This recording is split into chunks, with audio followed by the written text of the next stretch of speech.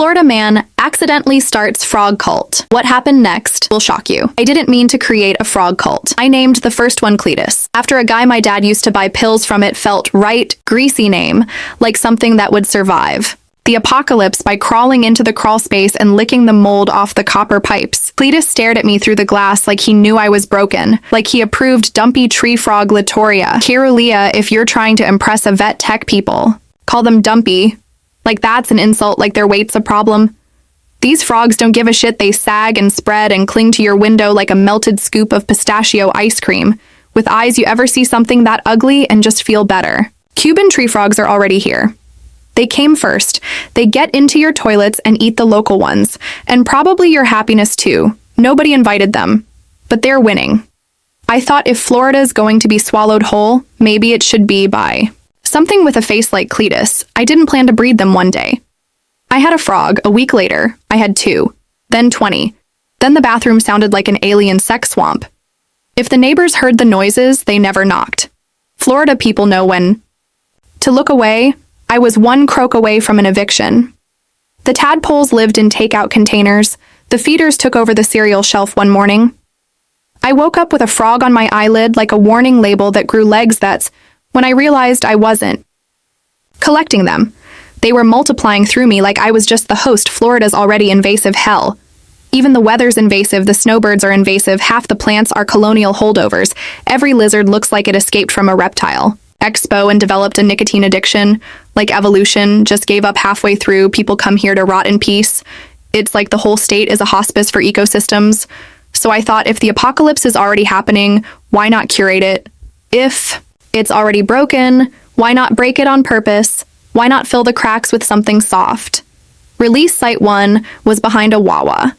I brought a 5-gallon bucket full of juvenile frogs, didn't bring a speech, just tilted the bucket and let them go. Picked a spot near a drainage canal where the ground squished like it was chewing and the water smelled like rusted teeth. The frogs didn't rush out like a prison break. They just sat there. One blinked, one climbed onto the lip of the bucket and looked back at me like, "Are you sure?" Of course I wasn't sure. But I needed to believe in something, so I said, "Go make Florida tolerable." I didn't expect anyone to notice. I thought they'd vanish into the mold, like everything else, but then I saw one at a CVS stuck to the red box machine like it was picking a movie. One sat in a broken bird bath behind a Walgreens, like it was baptizing mosquitoes.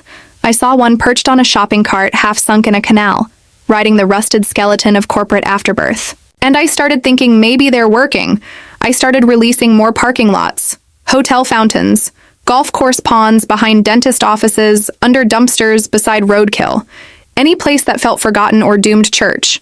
But for frogs, I didn't leave. Notes, I didn't ask permission, just showed up, let go, moved on, just tipped the buckets and watched them crawl out like tiny monks on a pilgrimage they spread.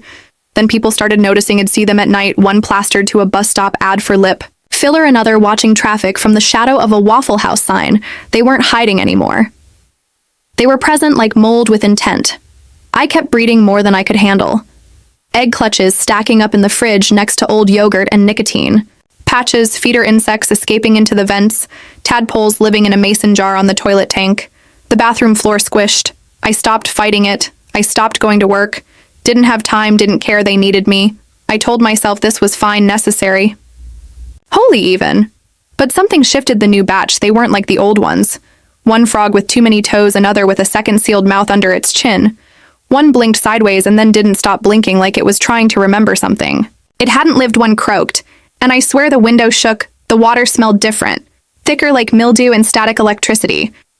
I checked the pH, the ammonia normal, but something was off. I started wearing gloves, but my skin still itched. I started waking up congested, coughing out something translucent and green. I blamed it on the mold, but it wasn't mold. Mold doesn't hum. I wore gloves, then I wore a mask, then I stopped caring. One morning I woke up coughing and pulled a clump of green film out of my throat. I didn't go to the hospital. I didn't want it on record. One night I stood in front of the mirror and saw it, the skin behind my ears softening, greening like steamed spinach clinging to bone. My pupils were wrong, wider like they'd been soaking in something warm. My body didn't hurt. That's what scared me. Change should feel like violence. This felt like surrender. It started with the throat. Not pain, not swelling, just pressure. a fullness like a balloon inflating behind my Adam's apple. I'd be walking through the cereal aisle, and without meaning to, it let out this sound, low, wet, guttural, a croak, but not ugly, not human either.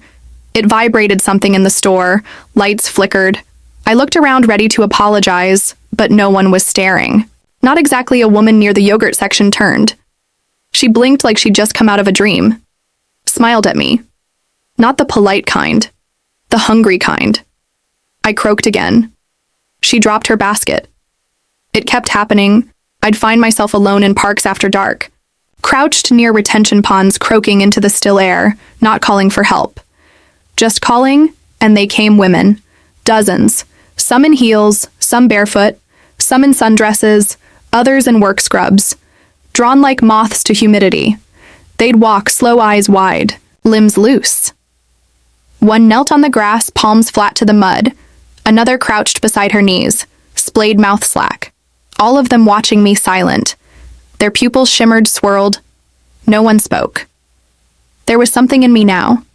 Something broadcasting the pheromones, maybe the croaking, sure. But it was more than that. It was the way I smelled like algae and knew the names of every wet ditch in the county. It was the way I glowed under gas station lights. It was power, and I didn't need to understand it to use it.